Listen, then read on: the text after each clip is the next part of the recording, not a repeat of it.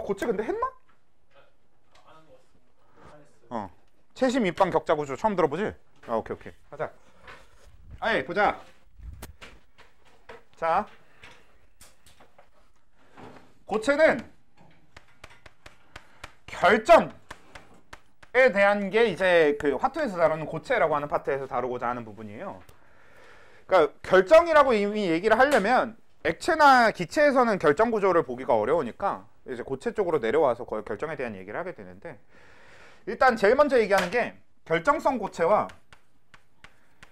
비결정성 고체거든?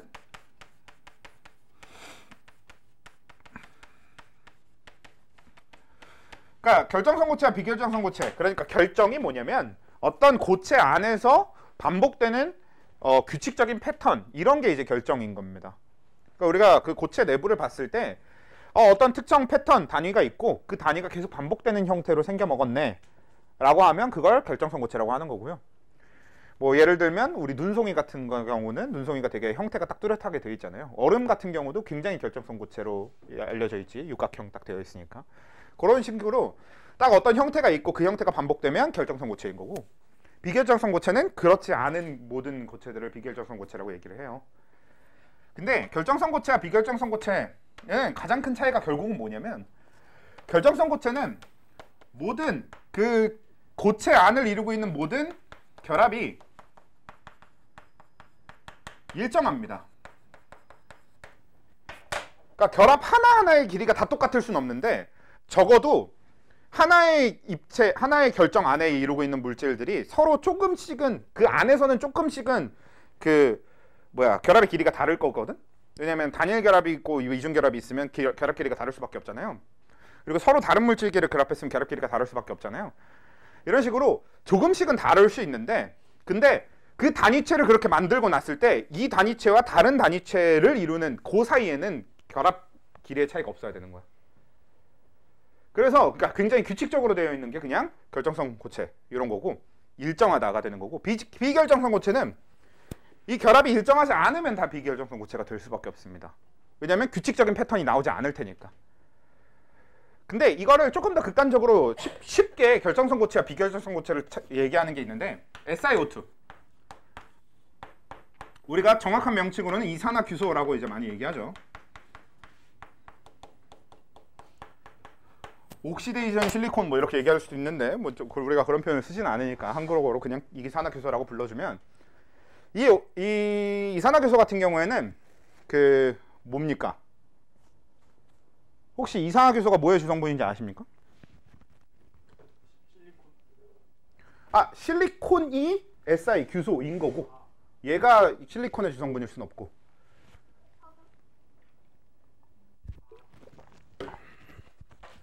석영이 정확하게 그냥 석영이 정확하게 이산화규소 덩어리인 겁니다. 그러니까 순수한 이산화규소 덩어리가 석영이에요.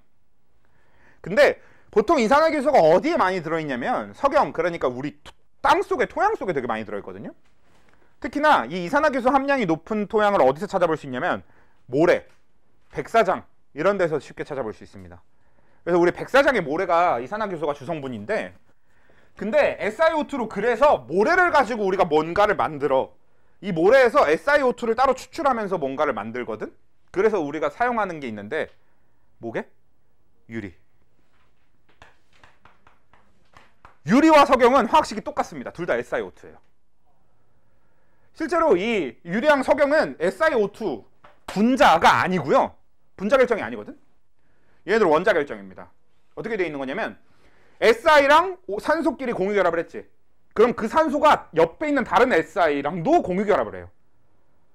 분자 간의 힘으로 연결된 게 아니라 계속 다 공유 결합으로 연결됩니다. 근데 그 공유 결합들이 항상, 얘는 어차피 유리든 석영이든 항상 Si랑 산소랑 공유 결합을 하는 거거든. 그러니까 얘는 결합 길이가 다를 이유가 없어요. 그래서 정말 Si랑 O, SiO, SiO 이런 식으로 쭉 연결이 되다 보니까 일정하게 결합이 착착착착 연결이 되면서 아주 아름답게 딱 고정이 되면 크리스탈이라고 부르는 우리가 석영이 되는 겁니다. 그러면 결정성 고체가 되는 거고. 순서가 바뀌었네. 그러면 이제 석영이 되는 거고요. 근데 우리가 사용하는 유리는 뭐냐면 걔네들을 일부러 좀 완전히 결정성 고체가 되지 않게 굳히는 겁니다. 그러니까 유리는 어떻게 되냐면 Si랑 O 사이에 공유결합이 형성이 되는데 이 공유결합이 길이가 서로 다 달라요. 그게 유리라고 하는 비결정성 고체의 특징입니다. 그러니까 똑같이 SiO2인데 석영은 전부 모든 결합이 다 똑같은 길이를 가지고 있어서 규칙적인 무늬를 갖게 되고요. 유리는 규칙적이지 않게 되는 겁니다. 결합의 길이가 서로 다 달라요. Si랑 O 사이의 공유결합 길이가.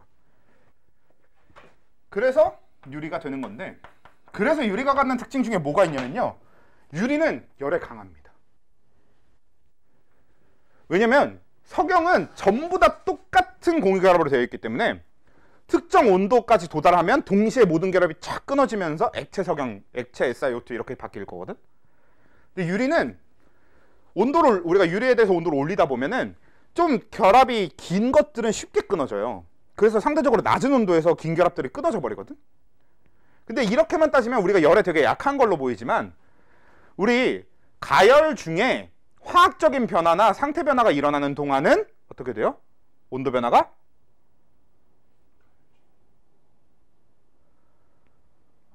우리가 가열하고 있었어. 물을 가열하고 있었어. 근데 물이 끓는 동안 온도 변해 안 변해? 안 변하잖아. 왜?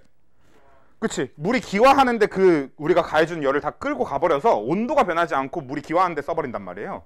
그런 느낌으로 유리는 우리가 가열을 하게 되면 긴 결합들이 중간중간에 끊어지면서 거기다 열을 갖다 써버려요. 그러니까 가해진 열에 비해서 온도가 덜 올라가게 되는 거지. 그래서 내열성이 강하게 됩니다. 오히려. 그게 이제 비결정성 고체 유리의 특징이 되는 거고, 그게 결정성 고체와 비결정성 고체를 설명하기 가장 좋은 예가 되는데, 어차피 우리는 결정성 고체 이쪽에 좀 더 관심이 커요. 비결정성 고체 쪽에는 관심이 별로 없습니다. 왜냐면 여기 화투에서 결정성 고체, 고체 이 파트에서 얘기하고자 하는 게 금속 결정, 공유 결정, 다른 이름으로 원자 결정이라고 하죠.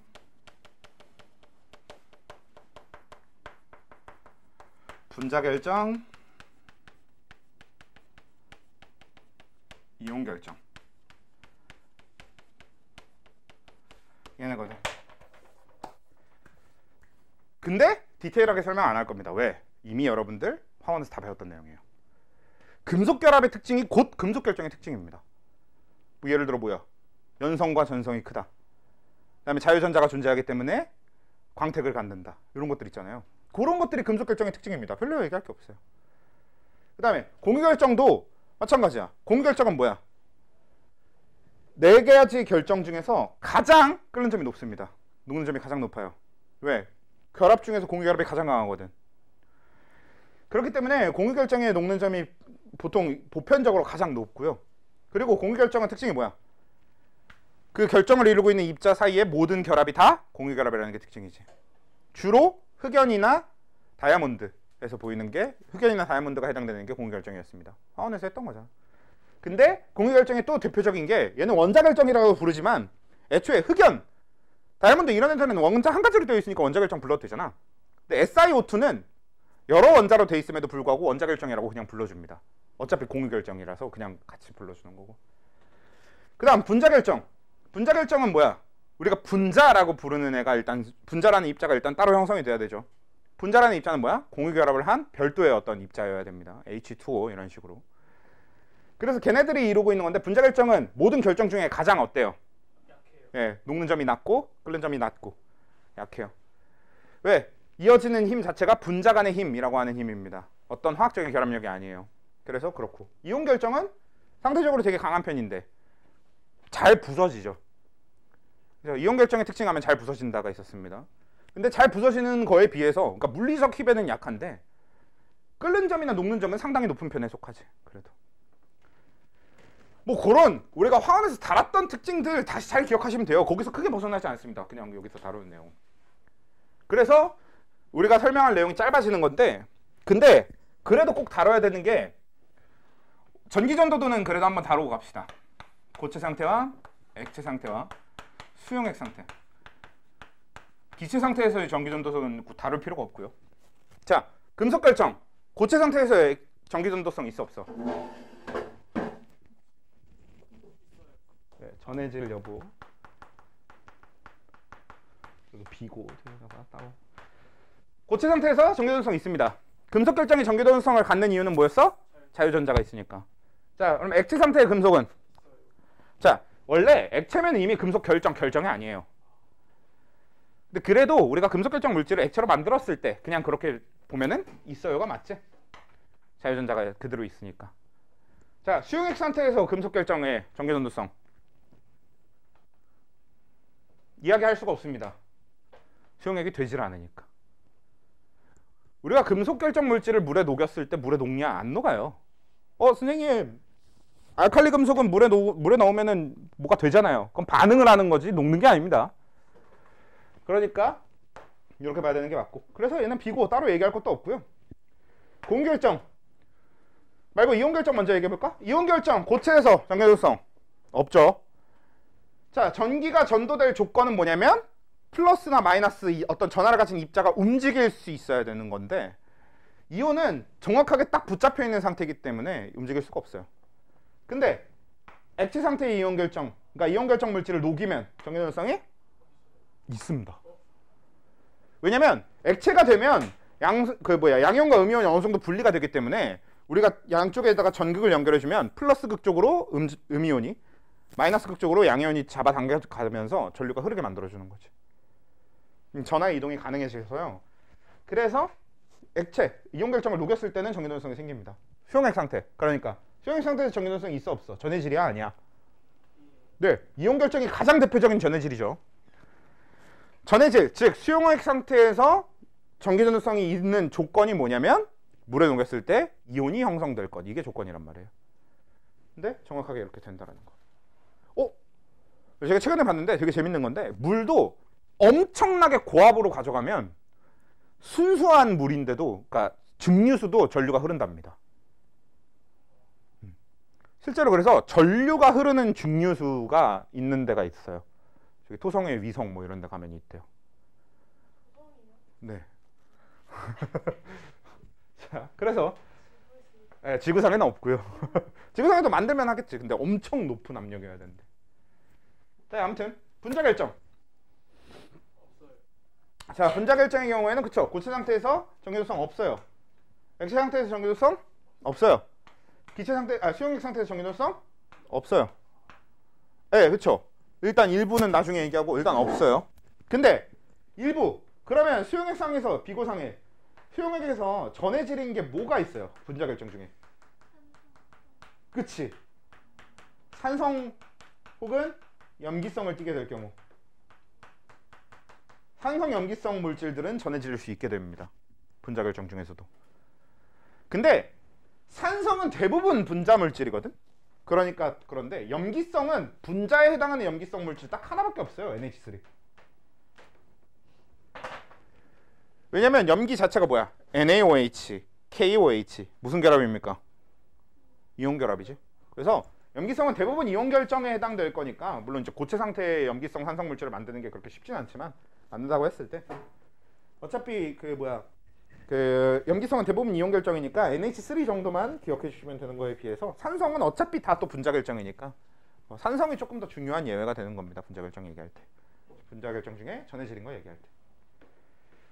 자, 그 다음에 공유 결정은 고체일 때 없고, 액체일 때도 없고, 수용액은 될 일이 없고. 얘도 마찬가지입니다. 왜냐면 공유 결정은 절대로 극성일 수가 없습니다. 그래서 얘는 물에 녹을 일이 없어요. 아예. 그러니까 생각할 필요가 없는데, 그럼 이렇게 나눠놨을 때, 그러면 여기 비고 예외에 뭐가 있어? 공유 결정에는. 그쵸. 흑연은 전도성이 있죠. 고체에선 있고요. 액체에서도, 이게 액체에서 흑연이 되게 애매한데 있다고 얘기하기도 없다고 얘기하기도 합니다. 사실 확률적으로 있어요. 흑연을 많이 녹이면 없고요. 적당히 녹였을 때는 확률적으로 전도성이 남아있거든. 근데 뭐 일단은 애초에 흑연을 녹인다는 게 그렇게 쉬운 일이 아니기 때문에, 엄청나게 높은 온도이기 때문에 대충 이렇게 기억하시면 돼요. 근데 너네 문제집을 보면 막 그 완자 문제만 봐도 흑연 액체 상태의 정유동성 물어보거든. 근데 아마 대부분 그냥 있다가 답이었던 걸로 기억하거든요. 근데 이건 이제 아마 학교 선생님이 정리해 주실 거예요. 액체 상태의 정유동성이 있다고 봐야 되는지 없다고 봐야 되는지는 선생님이 정리해 주실 테니까 그게 맞추시는 게 좀 더 좋을 것 같습니다.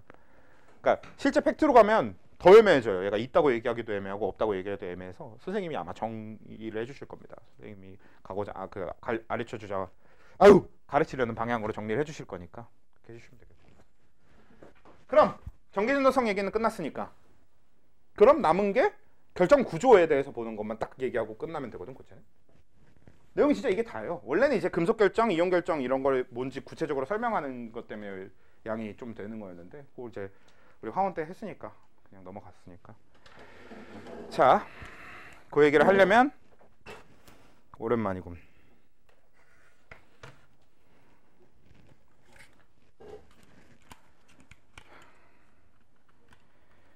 일단 결정 구조는 우리가 지금 다루는 것 말고도 되게 여러 가지 결정 구조가 있습니다. 예를 들면 석영의 결정 구조는 그 약간 우리가 알고 있는 크리스탈의 형태입니다. 육각 기둥의 느낌이라고 봐야 되나? 끝이 뾰족한 그런 느낌의 도형이라서 그렇게 되면 그런 거는 이제 우리가 다룰 건 아니고 우리가 다룰 결정 구조는 딱 정사각형, 정사면체 아니죠, 미안합니다. 정육면체를 기준으로 한 걸 얘기할 거예요. 물론 이게 지금 정육면체는 아니긴 한데 그냥 정육면체라고 대충 좀 봐주세요. 그랬을 때 우리가 이 결정 구조를 볼 때 정육면체형이다 라고 얘기를 하면 이게 우리가 정확한 표현으로는 입방 격자 구조 이렇게 부르거든요. 왜냐면 이렇게 정육면체를 우리가 입방체 이렇게 부른단 말이에요. 그리고 격자는 무슨 뜻이냐면 그 입방체가 격자처럼 여러 칸으로 되어 있는 거지. 그래서 입방 격자 구조라고 불러주는데 이 입방 격자 구조는 어떤 게 돼야 되는 거냐면 그러니까 요 꼭지점에 입자가 하나씩 있으면 그게 입방 격자 구조인 겁니다. 그러니까 예를 들어서 나트륨 덩어리가 있는데 나트륨이 정확하게 이렇게 꼭지점에 이렇게 있는 상태로 서로 딱 정육면체로 서로 연결되어 있어. 그러면 그게 입방 격자 구조가 되는 거죠. 그 정육면체가 계속 반복될 테니까. 그런 게 이제 입방 격자 구조라고 하는 게 되는 건데 입방 격자 구조는 일단 단순 입방 격자 구조가 첫 번째입니다. 말 그대로 지금 우리가 봤던 그게 단순 입방 격자 구조예요. 여기 꼭지점에 입자가 하나씩 있는 거지. 그럼 입자가 몇 개 있는 거예요? 8개 라고 세면 큰일 나요. 왜 이걸 꼭지점에 입자가 8개라고 세면 큰일 나냐면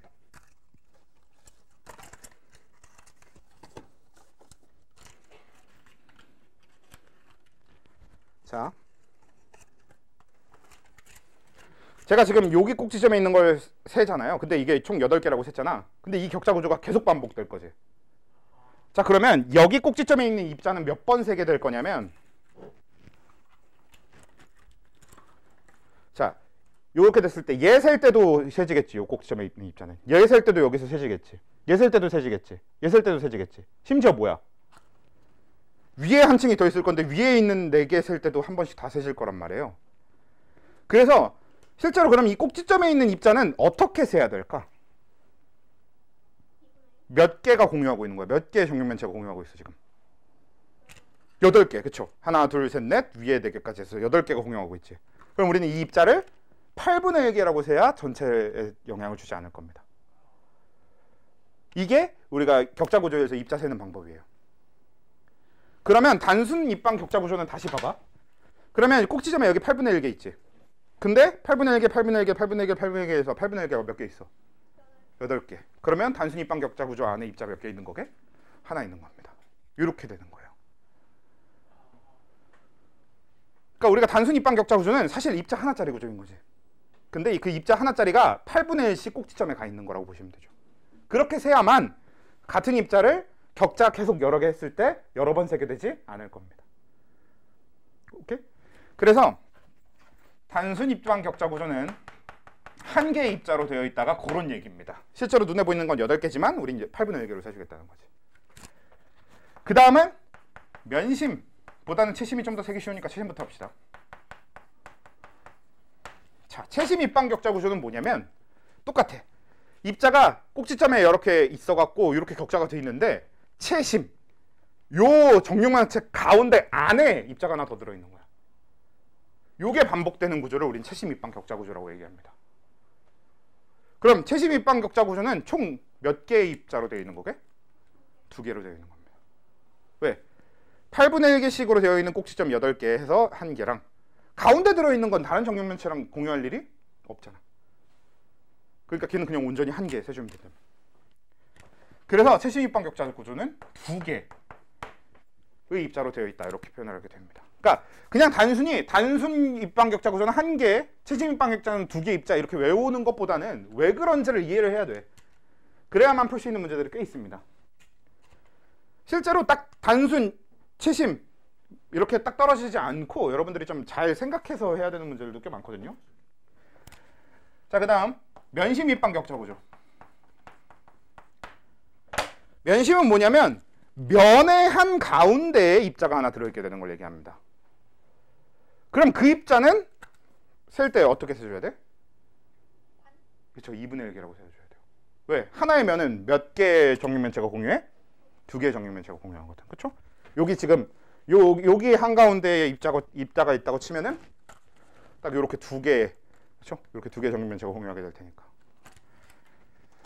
그러면 얘는 한번 계산식을 적어봅시다. 일단 꼭지점에 있는 건 8분의 1개씩 세서 8개가 될 거고, 그럼 면에 있는 거는 한 면당 2분의 1개씩 세워줘야 되겠지. 근데 정육면체는 면이 몇 개야? 6개죠. 그러면 이제 얘는 4개의 입자로 되어 있는 게 면심 입방 격자 구조가 되는 거예요.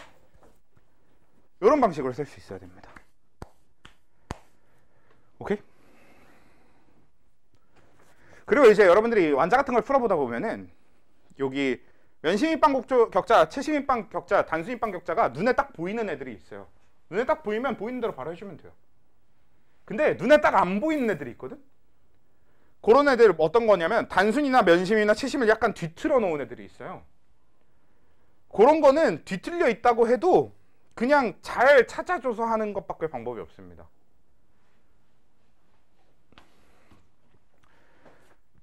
아무튼 그래서 기본적으로 요거를 그냥 잘 이해해 주시면 좋을 것 같아요. 어떻게 세는지, 우리가 격자 구조 속에 있는 입자 수를 어떻게 세는지를 이해하는 게 좀 더 중요합니다. 그냥 단순은 1개, 최심은 2개, 면심은 4개 이렇게 외우는 것보다 어떻게 세는지를 이해해 주는 게 좀 더 좋고요. 그러면 고쳐 끝입니다. 이제 완자해야지. 그쵸? 최심으로 보이죠? 최심으로 착각하기 정말 쉽잖아. 근데 아닙니다. 면심. 네. 왜냐면 양이온 A와 양이온 음이온 B를 따로 봐줘야 돼요. 음이온끼리의 입방구조와 양이온끼리의 입방구조를 따로 보는 겁니다.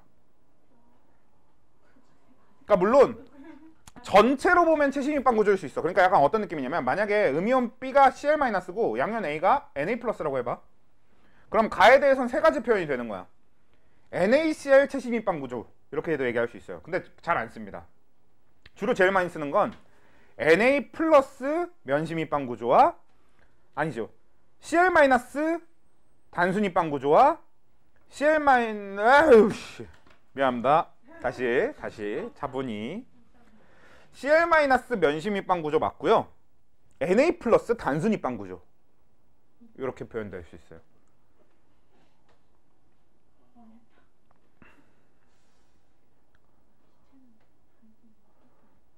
그러니까 예를 들어서 만약에 가에서 여러분들이 양이온과 음이온 수를 세야 된다 그러면 어떻게 세야 되는 거냐면 음이온 수는 몇 개게?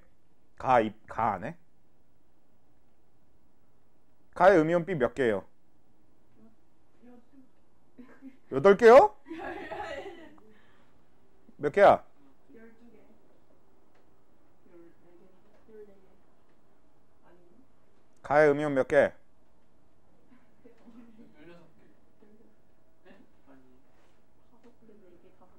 너는 아는 건 같은데 그걸 대답해야 되는 건 아는 것 같은데 그게 기억이 안 나는 것 같은데? 아, 몇 개야? 4개. 4개. 음이온 B 4개입니다. 가에 들어있는 음이온 B.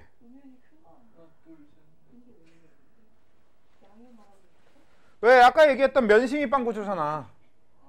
꼭지점에 있는 거 몇 개로 세줘야 된다고? 8분의 1개로 세줘야 된다고. 그 다음에 면 가운데 있는 거 몇 개로 세줘야 된다고? 2분의 1개로 세줘야 된다고. 그러니까 음이온 B만 가지고 세게 되면, 그러니까 사실 가 자체는 NaCl 뭐야 채심입방 뭐 이렇게 보이기는 하는데 그게 그렇게 되는 게 아니라 Cl-는 면심입방으로 4개가 들어있게 되는 거고, 양이온 A끼리만 따로 연결하면 단순입방이죠. 그래서 그런 식으로 봐줘야 되는 거라고 보시면 돼요. 물론 사실 정확하게는 양이온 A는 몇 개게? 얘는 그냥 양이온 A는 몇 개야? 네, 한 개입니다. 그래도.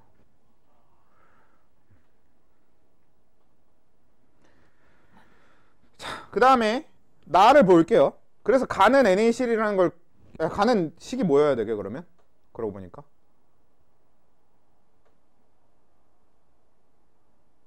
NA 4개네요. 미안해요. 양이온 A 4개죠.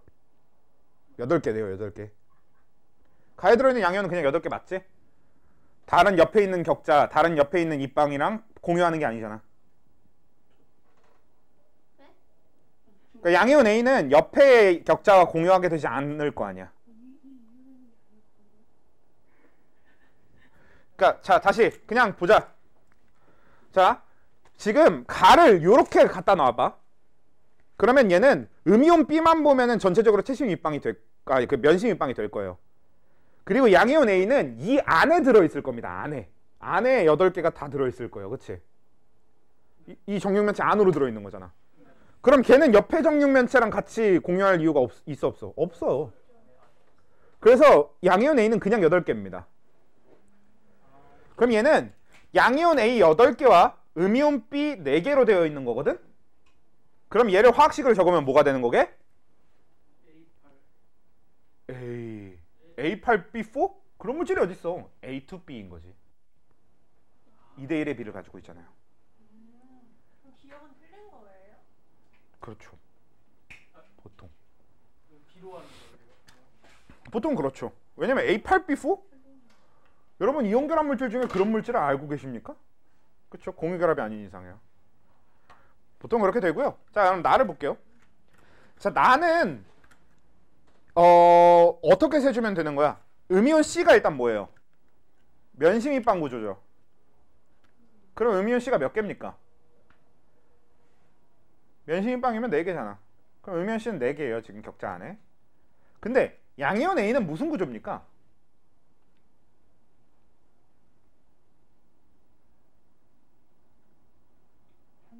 양이온 A 면심입방입니다.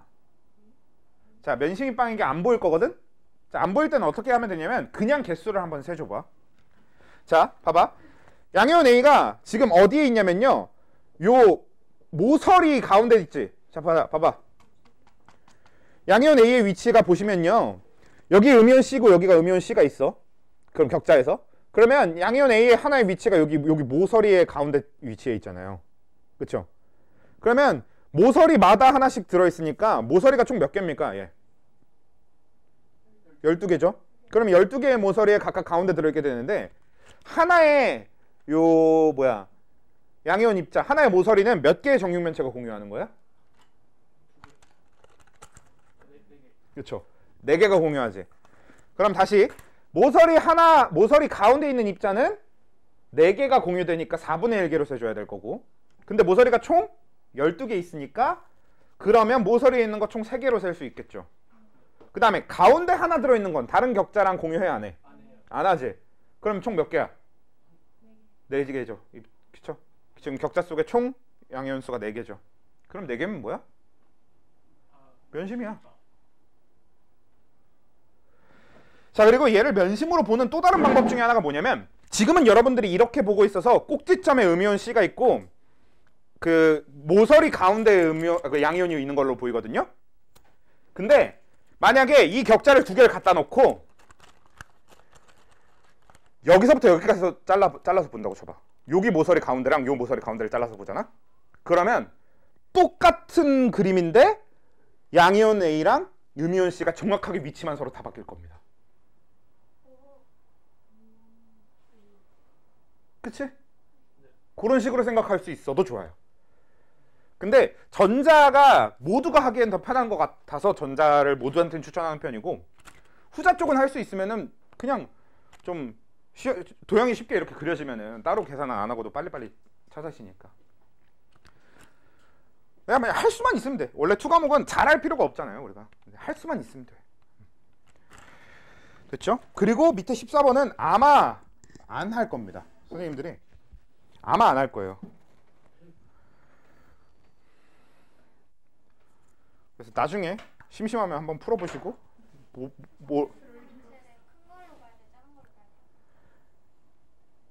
어떤 거? 항상 중요한 게 정육면체는 우리가 얘기하는 입방 구조는 어떻게 해야 되냐면요. 정육면체의 꼭지점에 같은 입자가 와야 합니다. 그래야 하나의 입방, 하나의 정육면체라고 볼 수 있는 거예요. 그러니까 큰 정육면체로 봐야 돼. 오케이. 그러면 이제 126 글로 갑시다. 엔탈피 쪽으로 갈게요.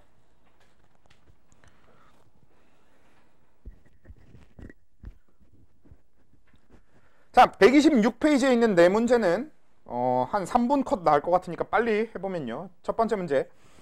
다음은 그림은 두 가지 반응이 일어날 때. 자, 가는 뭐야? 발열. 네, 그렇죠. 이화는 근데 생명과학이니까 우리가 화학에서는 그렇죠. 가는 발열, 나는 흡열입니다.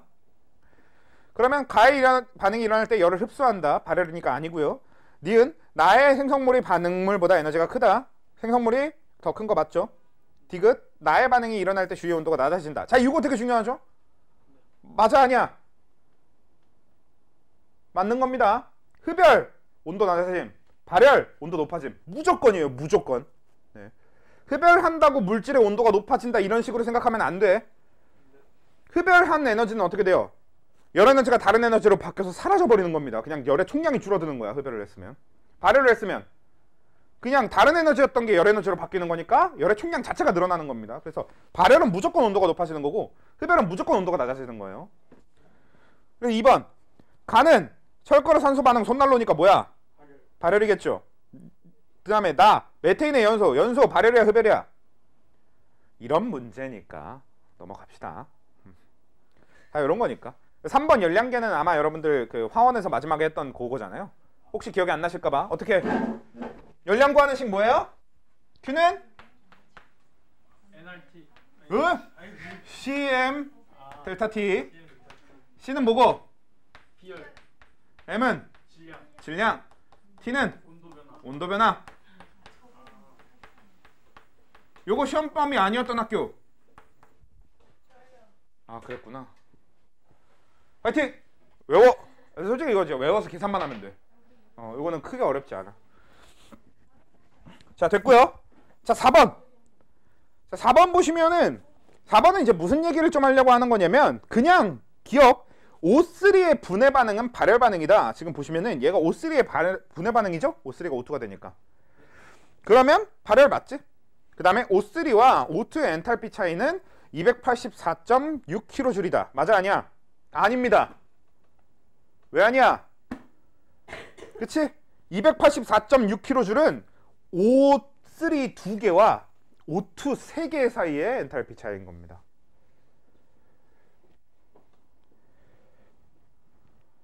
그래서 단순하게 O3와 O2 엔탈피 차이는 비교가 불가능해요.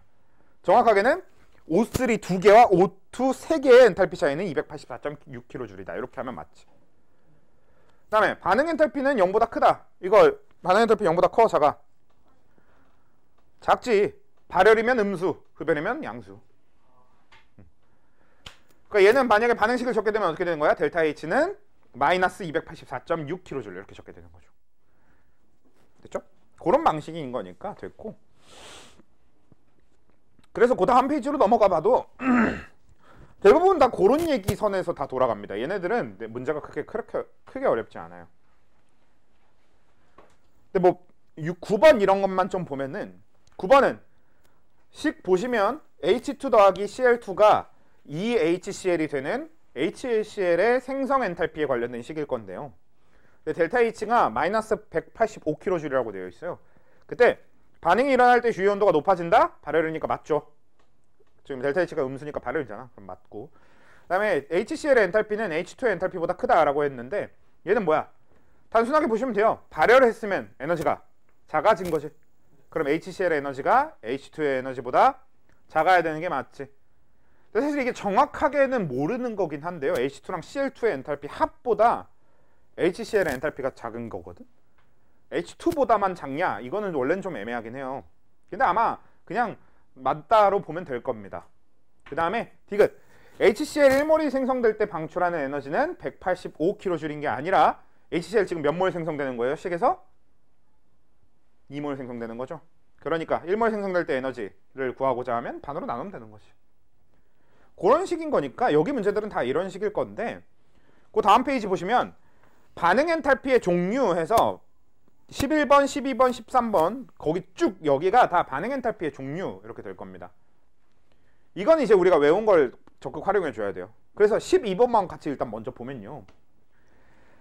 자, 12번의 문제를 보시면, 자, 델타 H1은 H2SO4 리퀴드가 H2SO4AQ가 돼요. 그럼 뭐야? 용해 엔탈피. 그쵸? 두 번째 식은 보면요. NH3가 만들어지는데 그 재료로 사용되는 것들이 N2, H2 뭐야? 호돈소 물질이죠. 원소잖아, 원소. 호돈소 물질. 그러면 이거 무슨 식으로 아주 적합해요? 생성 엔탈피 식으로 아주 적합한 거지.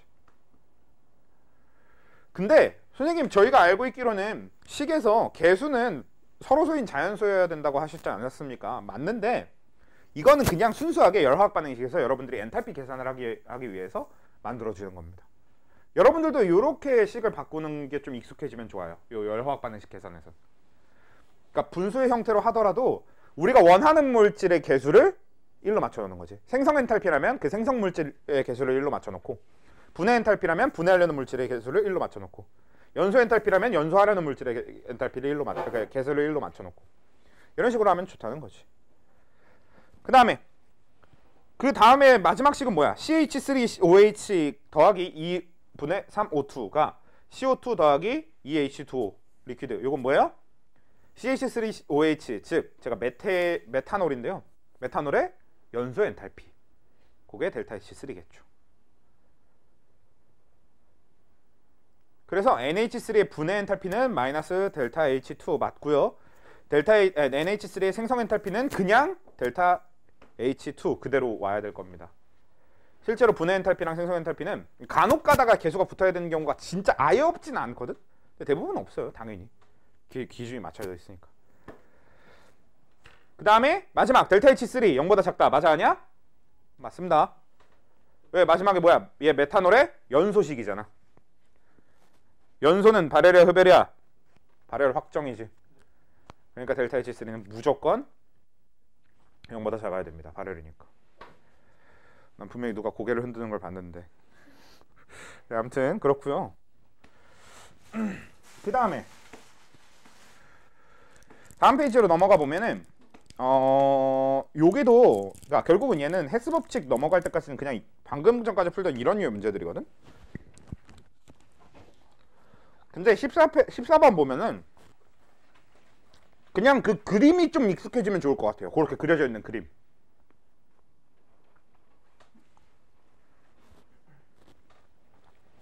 왜냐면 흑연이든 다이아몬드든 CO2가 되려면 발열을 해야 될 거예요. 왜? 둘 다 연소를 해야 CO2가 될 테니까. 그러면 당연히 흑연이나 다이아몬드에 비해서는 CO2가 에너지가 훨씬 작을 거거든?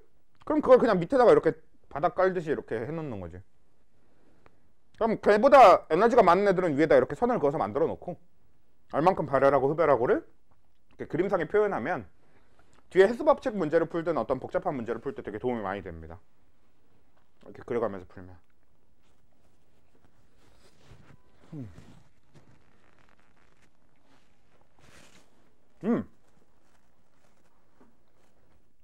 니은 봐봐.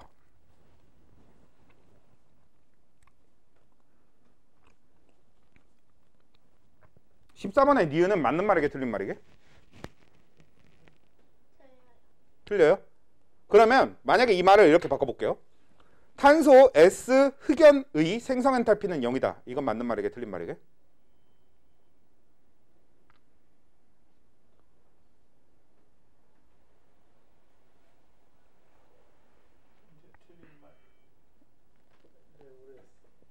맞는 말입니다. 자, 왜? 자, 보자.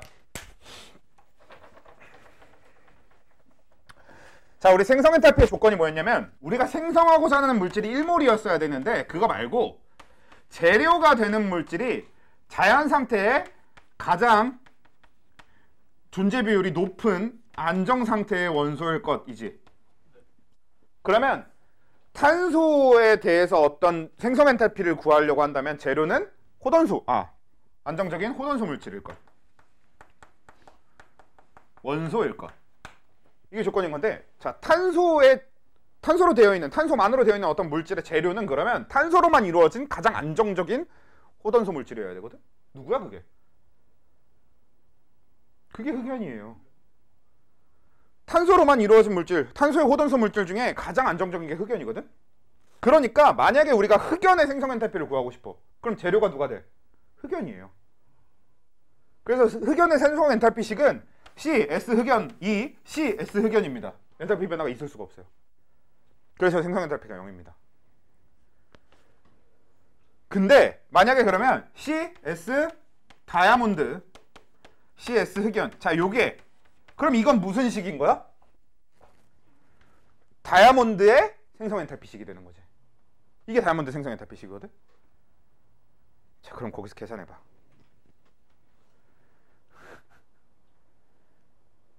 거기에 주어진 걸로 계산해봐. 델타 H1하고 델타 H2로.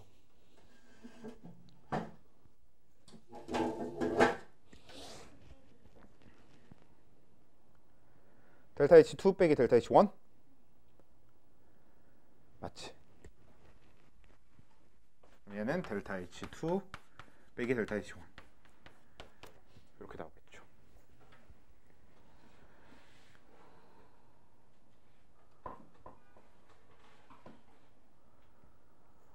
그냥 어떻게 보시면 되냐면요. 자, 이게 델타 H1이고 이게 델타 H2지. 그리고 여기가 흑연이고 여기가 다이아몬드잖아. 그러면 여기 가는 과정은 얘를 그대로 쫓아간 다음에 나 잘못해놨네. 미안합니다.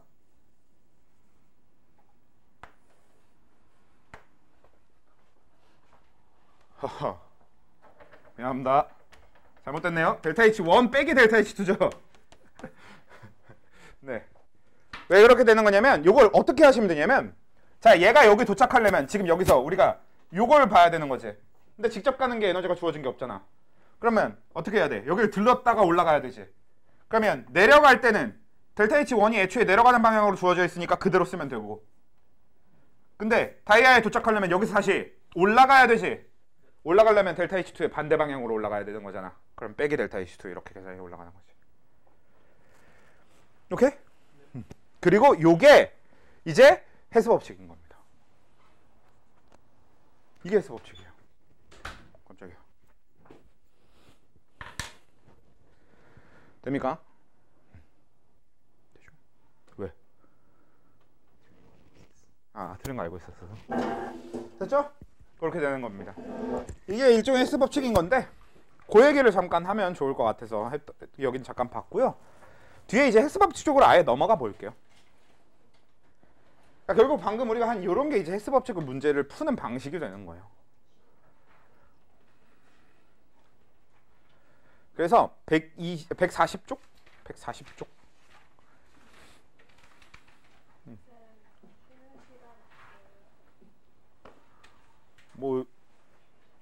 네. 뭐 오늘 슬렁슬렁 하고 있는데 왜? 오늘 되게 수업 슬렁슬렁 하고 있잖아. 아이고, 빡세게 수업하고 있는 것도 아니고 슬렁슬렁 하는데. 대신 어차피 여기 142 여기까지 설명 끝나면은 끝날 겁니다.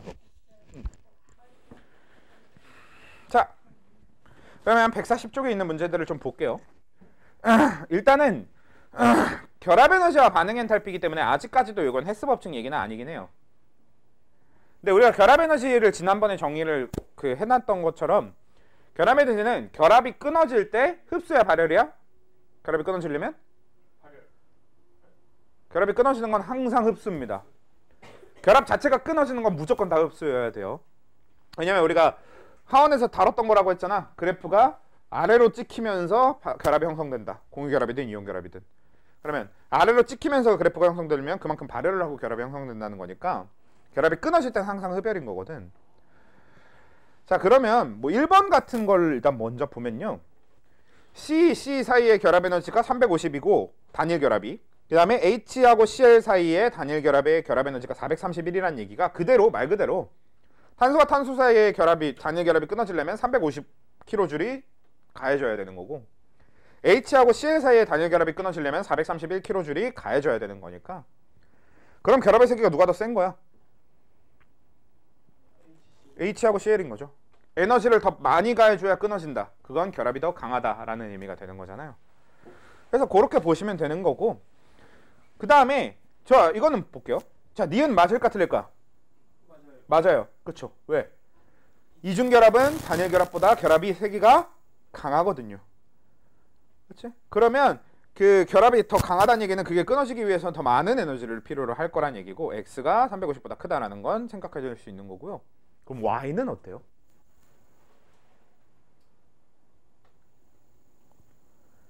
Y가 431보다 작은지 큰지 어떻게 할까? 작아요. 왜 작을까? 에너지가 제가 더 크지 않아요, 껍질이. 오, 아주 좋아요. 기본적으로 아예 그래서 여러분들이 어떤 개념을 잡아두는 게 좋냐면요, 결합 에너지는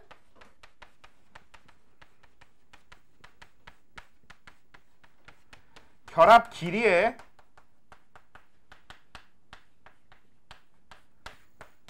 반비례하게 되어 있습니다.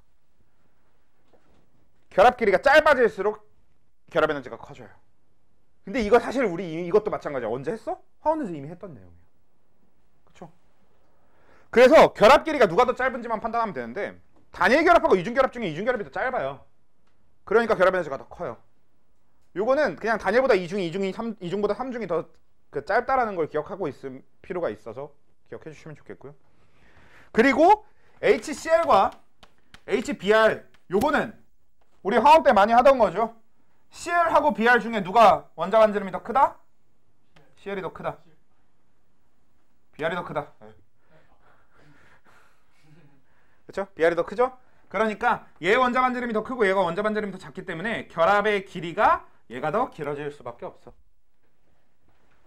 그러면 아래쪽이 결합이 더 기니까 결합 에너지는 더 작아야 되는 거죠. 오케이? 그렇게 되는 겁니다. 그러면 Y는 431보다 작아진다. 이렇게.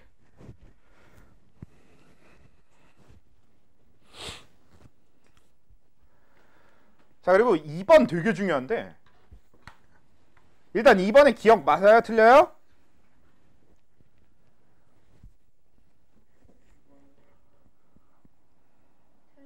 들리죠?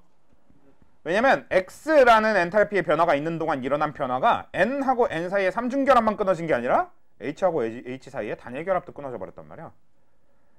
그러니까 우리는 X만 가지고는 N 사이의 결합 에너지를 계산할 방법이 전혀 없습니다. 그러니까 X는 뭐와 뭐의 합이냐면 N 사이의 그 결합하고 H와 H 사이의 결합의 합이 되는 거죠. 심지어는 뭐도 반영되어 있냐면 개수도 반영되어 있어요. N하고 N 사이의 삼중결합은 몇 몰 끊어지게?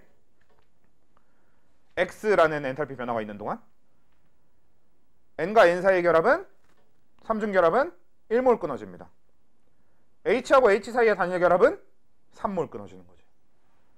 왜? H2는 3개 있고 N2는 하나 있으니까.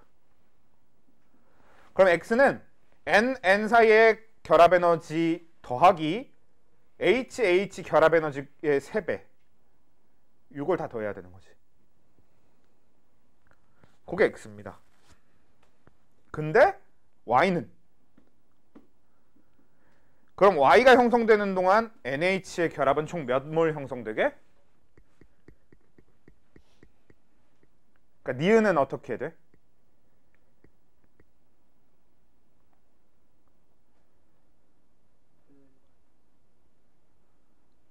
니은은 틀린 말입니다. 그럼 뭘로 바꿔야 되게? 6분의 1 Y로 바꿔야지.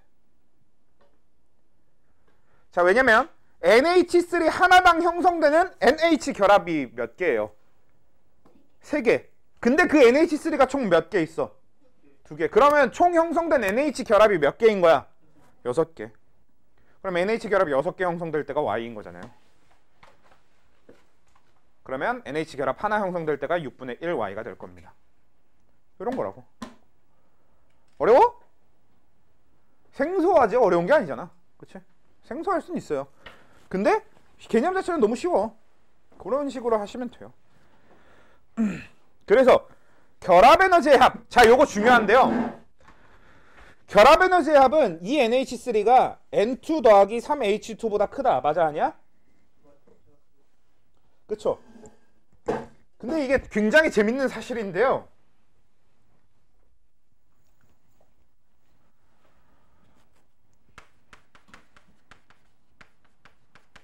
결합 에너지는 그 물질들의 엔탈피 총합과 정확하게 반비례합니다. 그러니까 반비례가 그 우리가 일반적으로 알고 있는 반비례라는 개념이라기보다는 정확하게 이막대를 결합 에너지하고 엔탈피 총합이 나눠 갖는 개념이에요. 왜냐면 우리가 결합 에너지를 얘기할 때는 다 모든 결합이 끊어진 호던소 가장 에너지가 큰 바에서 출발해서 결합 에너지를 측정하게 되잖아. 얘랑의 에너지 차이가 결합 에너지란 말이야. 근데 엔탈피는 뭐야? 물질이 직접적으로 가진 에너지다 보니까 원점 0 여기 x축으로부터의 거리가 엔탈피가 된단 말이야. 그래서 결합 에너지를 크게 갖고 있는 물질일수록 엔탈피는 작아져요. 엔탈피를 크게 갖고 있는 물질일수록 결합 에너지는 작아져요. 이런 개념이라는 거지. 이것도 알아두면 여기 저기 쓸모 있습니다. 오케이?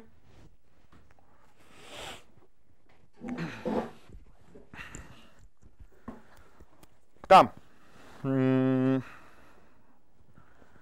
3번은 이제 뭐 너무 기본적인 내용인 것 같으니까 방금까지 한 걸로 하는 4번 볼까요?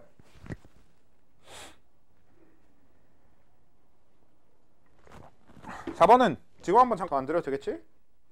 자, 일단 기억. H와 H 사이의 결합 에너지는 몇입니까? 436kJ이 되는 겁니다. 자, 이건 어떻게 구하면 돼요? H하고 H 사이의 결합만 차이가 나는 두 개의 바를 찾으시면 됩니다. 그럼 뭐가 있냐면 4H 더하기 O2랑 2H2 더하기 O2 이 둘을 찾으면 O2는 똑같잖아 둘이. 그럼 O2는 변하지 않은 상태로 정확하게 수소의 결합만 끊어진 거니까 이 둘을 비교하면 되는데 문제는 수소 H2 자체가 두 개니까 수소와 수소 사이의 단일 결합이 총 2몰이 끊어져야 위에 바로 옮겨갈 수 있는 거죠. 그러면 저 872의 절반만큼이 H와 H 사이의 결합 에너지겠구나 라고 보시면 되겠죠. 1몰당으로 봐야 되니까. 그 다음 니은 O2의 결합 에너지인데 그럼 이거는 뭐만 봐야 돼? O랑 O 사이의 결합만 끊어진 두 개의 막대기를 찾으면 되거든요. 두 개의 위치. 그러면 매니하고 그 다음 두 개. 그쵸? 이 둘은 똑같이 4H 쪽은 변화가 전혀 없으니까 O2가 2O가 된 게 전부니까. 근데 얘는 그쵸. 498 그대로 갖다 쓰면 됩니다. 왜? 어차피 O2를 끄는 거기 때문에 정확하게 결합이 그냥 1몰 끊어질 겁니다. 그 다음에 마지막 디귿. 주어진 자료로 OH의 결합 에너지를 구할 수 있다가 되면 주어진 자료로 OH의 결합 에너지 구할 수 있어요? 있어요. 왜냐면 맨 위에 꼭대기에 있는 바랑 맨 아래에 있는 이 H2O 가스랑 요 사이가 정확하게 뭐야? H하고 O 사이의 단일 결합이 총 4몰 끊어진 거죠. 그렇잖아. 맨 위에는 4개의 수소 따로따로 있고 산소 2개가 따로따로 있고 맨 아래는 H2O가 2개 만들어져 있으니까 H하고 O 사이의 단일 결합이 총 3몰 만들어져 있으면 되는 거죠. 그럼 맨 위하고 맨 아래 사이의 에너지 차이가 OH와 결합 에너지와 관련된 거고 그걸 다 더했을 때 그걸 뭐야? 4분의 1로 그러니까 4로 나누면 되는 거죠. 4분의 1배 하면 되는 거죠. 그렇게 디귿을 구할 수 있습니다. 이런 방식인 거지. 그리고 사실 이게 지금 거창한 게 아니지만 간단하게 하고 있는 이 하나하나가 결국 일종의 헬스 법칙이에요. 헬스 법칙이라고 하는 게 결국 출발점과 도착점이 같으면 중간에 뭘 거쳐서 가든 거쳐서 가지 않고 한 번에 가든 총 에너지 엔탈피 변화가 똑같아야 된다는 거고, 그걸 이용해서 우리가 계산을 하는 거란 말이야. 그래서 다음 페이지에 헬스 법칙을 보시면요, 가장 대표적인 게 이제 8번 같은 문제인데, 8번 같은 문제는 어차피 그림도 그려져 있겠다. 그냥 그림을 최대한 활용해서 그냥 푸시면 돼요. 그럼 한번 해볼게요. 제일 처음에 기억. 기억은 C2H4의 분해 엔탈피라고 되어 있습니다. 대신에 여러분들이 그건 알아야 돼. C2H4의 분해 엔탈피 식이 어떻게, 우리가 C2H4가 뭘로 변해야 분해 엔탈피일까는 여러분들이 적을 수 있어야 되겠지. 어떻게 돼요? 두 개의 흑연과 두 개의 H2로 나눠지면 이게 분해 엔탈피 식입니다. 분해 엔탈피와 생성 엔탈피의 조건은 우리가 외웠으니까 그 조건을 맞춰서 적으면 이렇게 될 건데, 그럼 여러분들이 어떻게 보내면 되는지를 찾으면 돼요. 딱 저 변화만 있는 게 뭐예요? 델타 H3를 거꾸로 가면 되죠. 델타 H3는 얘가 되는 반응인 거니까, 근데 우리는 지금 분해 엔탈피니까 얘를 얘로 보내야 되는 거잖아요. 그러면 그냥 마이너스 델타 H3 이렇게 표현할 수 있겠다. 자, 흑연의 연소 엔탈피는 기본적으로는 그냥 델타 H1이거든. 그치? 델타 H1을 기준으로 위에 거하고 아래 거를 비교해보면 정확하게 흑연이 CO2로 바뀐 거니까 얘가 흑연의 연소 엔탈피와 관련된 건 맞아. 근데 니은은 그걸 델타 H1이 아니라 다른 것들을 이용해서 구하라는 거지. 그럼 이것도 일종의 헬스 법칙인 거잖아, 결국. 그러면 돌아서 가면 돼. 델타 H3 위쪽 방향이죠? 그럼 그대로 가져오면 되고요. 델타 H4 아래쪽 방향이죠? 이것도 그대로 가져오면 돼요. 근데 델타 H2는 원래 방향이 아래 방향이지. 근데 우린 이걸 어떻게 해야 돼? 다시 위로 올려줘야 되잖아. 그러면 빼기 델타 H3를 해주면, 2를 해주면 되는 거죠. 그래서 델타 H3 더하기 델타 H4 빼기 델타 H2.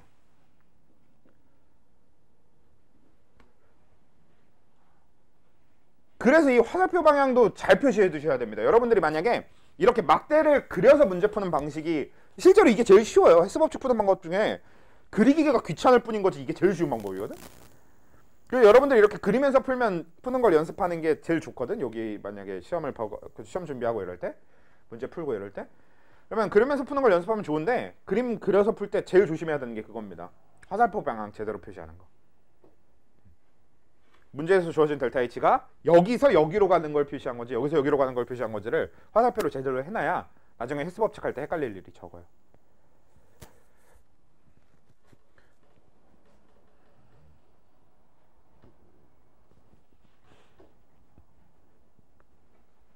오케이? 자, 그럼 8번 문제를 토대로 6번을 한번 풀어볼게요.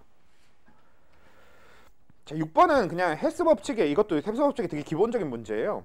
6번이나 10번 같은 게 기본적인 헬스 법칙 문제 가장 그 유명한 유형들이거든요. 근데 6번에 대한 문제풀이를 방금 우리 풀었던 8번 문제의 형태를 차용해서 한번 풀어봅시다. 자, H2가 2분의 1 O2에서 H2O가 되는 반응식이 있어요. 그러면 H2가 2분의 1 O2와 반응해서 H2O가 되는 반응식. 자, 얘는 어차피 우리한테 뭐니까? 발열인 거 알잖아. 연소니까. 그러면 얘는 델타 H1 이렇게 화살표 표시 제대로 해줄 수 있단 말이야. 그 다음에 C 더하기 O2가 CO2가 되는 반응식도 마찬가지로 이런 방식으로 표시를 해보면요, 사실 방법이 정말 여러 가지가 있는데 이게 사실 그림을 그리려고 하면 복잡해지거든. 이렇게 되면 여기다가도 C 더하기 O2 이렇게 다 적어놓고 여기다가 C 더하기 O2 이렇게 다 적어놔. 그 다음에 C 더하기 O2가 CO2가 되는 식을 변화를 여기다가 이렇게 해놓는 거죠. 더하기 H2O 이렇게. 이런 식으로 그려서, 그럼 얘는 뭐예요? 델타 H2 방향도 그대로 아래로 이렇게 델타 H2 이렇게 하면 되는 거죠. 그 다음에 C 더하기 H2가 O2와 만나서 C2H5OH가 돼야 되는 식이 있어요. 사실 얘는 모릅니다. 정확하게 발열인지 흡열인지 사실 얘는 좀 판단하기 좀 어렵긴 하거든요. 근데 사실 상관없어요. 발열이라고 생각하고 해도 되고 흡열이라고 생각해도 해도 돼. 방향만 잘 표시하면 되는 거니까. 그러면 그래도 O2랑 반응하니까 연소인가 싶으니까 그냥 발열로 한번 해봅시다. 그러면 C하고 H2하고 O2가 있는 데를 찾아야 되는데 여기인가요? 그쵸? 그러면 여기서 이 그림을 바꾸는 방법은 여러 가지가 있는데요. 첫 번째로 지금 얘가 탄소 2개, H2 3개, O2 2분의 1개를 요구를 하니까 뭐 얘 숫자를 좀 바꿔주는 것도 방법이 됩니다. 이걸로 하려고 하니까 얘는 더 복잡하긴 하다 야. 근데 한번 해보자. 얘가 만약에 이렇게 탄소 2개 이렇게 되면 얘가 O2도 2개 같이 해주고 얘 탄소 2개 여기 O2 2개 같이 해놓으면은 얘도 이렇게 2개 만들어질 건가? 얘만 2개 만들어줘야 되네요. 대신에 얘를 뭐 2델타 H2 이런 식으로 적어놓는다던가 이렇게 개수를 기준으로 맞춰준 다음에 그 다음에 C2H5OH의 칸을 여기 어딘가에 이제 추가해주면 되는 거죠. 이런 방식으로 그려서 푸는 거가 하나의 방법인데 사실 방금 봤던 것처럼 6번처럼 물질의 수가 이렇게 많아지면 이걸 그림으로 우리가 직접 표현하기가 되게 어려워요. 문제가 표현해주면 몰라도. 근데 이래도 그 이거 그림으로 표현하는 게 연습이 돼서 그림으로 잘 표현할 수 있다 그러면 푸셔도 되고요. 일단 그런데 사실 6번 문제의 가장 기본적인 풀이는 얘는 이제 그림까지 안 그리고 하는 게 더 간단한 문제긴 한데요.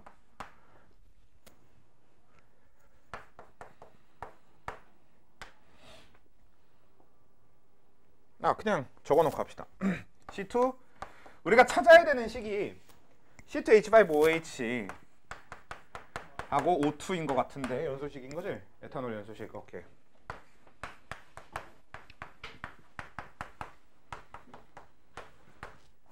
자, 해수법칙은 어떻게 풀면 좀 그 막대 안 그리고 푸는 방법이 뭐가 있냐면요. 저렇게 그림 안 그리고 푸는 방법이 일단 제일 처음에 보이는 게 C2H5OH지? 그러면 위에 주어진 식들 중에서 C2H5OH가 있는 걸 찾으면 뭐야? 세 번째 식이지? 그럼 세 번째 식을 그대로 적어요. 대신 우리가 출발을 C2H5OH에서 출발해야 되니까 여기서 그대로 적어서 2C 더하기 3H2 더하기 2분의 1 O2 이걸 그대로 갖다 놓는 거예요. 그러면 이 방향의 화살표의 델타 H는 몇이 돼야 되는 겁니까? 마이너스 델타 H3가 돼야 되는 거지. 화살표가 원래 주어진 식의 반대 방향이니까. 자, 그 다음에 우린 뭘 찾으면 돼요?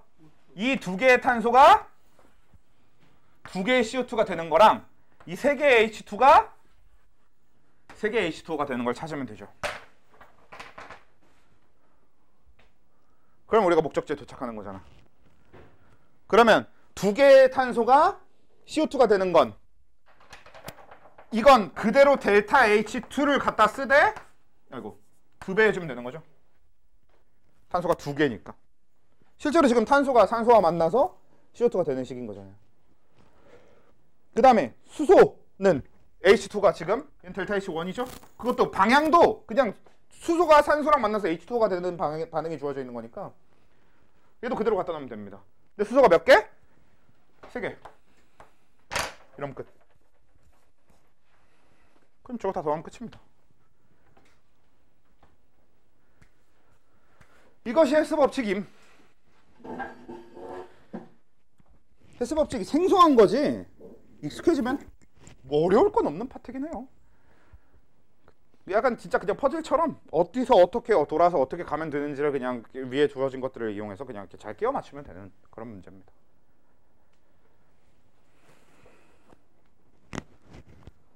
됐죠? 그러면 뭐 마이너스 델타 H3 더하기 2 델타 H2 더하기 3 델타 H1인데 아까 얘기하신 산소 얘기를 좀 해봅시다. 여러분들이 보편적으로 산소는 신경을 안 쓰셔도 돼요. 왜냐면 산소는 대부분 반응의 서브 물질로 들어가는 경우가 많아서요. 산소를 제외한 나머지들 개수를 맞추다 보면 어차피 산소 개수가 맞아 떨어지는 경우가 대부분이에요. 왜냐면 지금 여기서 여기까지 오는데 2분의 1 O2 나왔잖아요. 근데 얘가 갈 때 산소가 2개 필요하고요. 얘가 갈 때 2분의 3개 필요할 건가? 그럴 거거든? 그쵸? 얘한테서 2분의 3개 필요할 거고 얘한테서 1개 필요한 거 맞지? 그러면 얘네 둘이 얘한테 진행하는 동안 써야 되는 산소가 정확하게 2분의 7개네요. 근데 방금 이 과정에서 나온 2분의 1개 O2 빼면은 처음부터 있어야 되는 건 3개만 있으면 되는 거고 주 3개 되잖아요. 근데 일부러 세볼 필요가 없다는 얘기야. 내가 일부러 세준 이유는 어차피 맞아 떨어질 거란 얘기를 해주려고 일부러 세준 겁니다. 산소 개수는 어차피 맞아질 거니까 헬스 법칙 할 때 산소는 굳이 신경 안 써도 되는데, 다만 그래도 여기서 조심해야 되는 게 하나 있는데, 간혹 가다가 산소를 신경 써야만 하는 문제들이 나오긴 나와요. 근데 그런 애들은 어차피 여러분들이 보면 알만한 게, 걔네들은 진짜 산소끼리의 반응이 메인 인식들입니다. 그런 건 당연히 산소끼리 헬스 법칙에서 해줘야 될 거니까 그렇게 될 거고, 얘는 여기서 크게 벗어나는 게 없어서 다 방식이 이런 방식으로 풀면 돼요.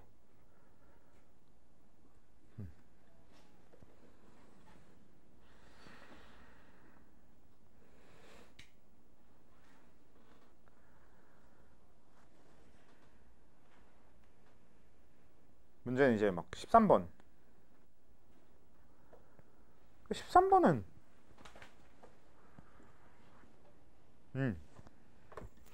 13번 이런 게 이제 재밌어지는 거지.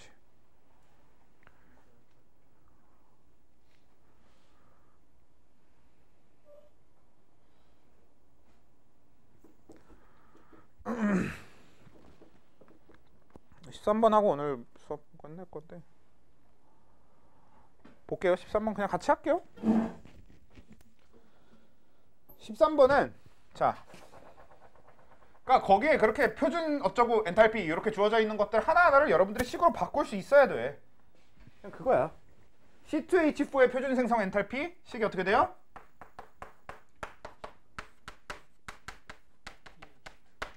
이거죠? 네. 상태는 일부러 굳이 안 적을게요. 귀찮으니까. 여러분들 답 적을 때는 적긴 해야 돼요. 그러면 이걸 델타 H는 52 kJ 이렇게 하면 되고, 자 H2O의 표준 생성 엔탈피식은 2분의 O2 더하기 H2. 이 델타 H가 마이너스 286. 그 다음에 세 번째 CO2의 표준 생성 엔탈피 C 더하기 O2가 CO2가 되는 얘가 델타 H가 마이너스 394. 그러면 요 세 개를 해놓고 문제에서 얘기하는 마지막에 뭐예요? C2H4의 연소 엔탈피를 나타내는 식은 뭐예요? C2H4 더하기 O2가 대충 하나 필요하고 3개 필요하네요.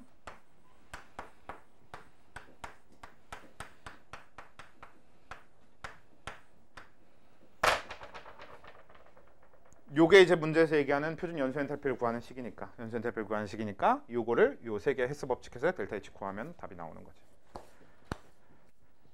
이렇게 문제에서 요구하는 표준 생성 엔탈피, 표준 뭐 분해 엔탈피, 표준 연소열 뭐 이런 것들을 이제 식을 표현할 수 있어야 되는 게 중요한 겁니다.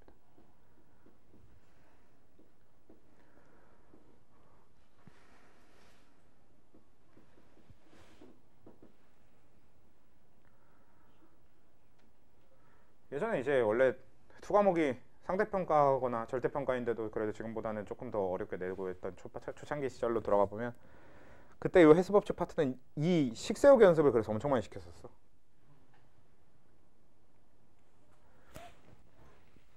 반대로 여러분들도 그래서 식세우기가 자기는 좀 잘 된다 하시면 그냥 하시면 되는데, 저는 좀 너무 어려워요. 표준 생성 엔탈피? 그러면 그 식을 좀 세워보는 연습을 하시는 게 좋습니다. 세상 모든 물질에 대해서 표준 생성 엔탈피 식을 써볼 수 있으면 좋지. 별로 어렵진 않습니다.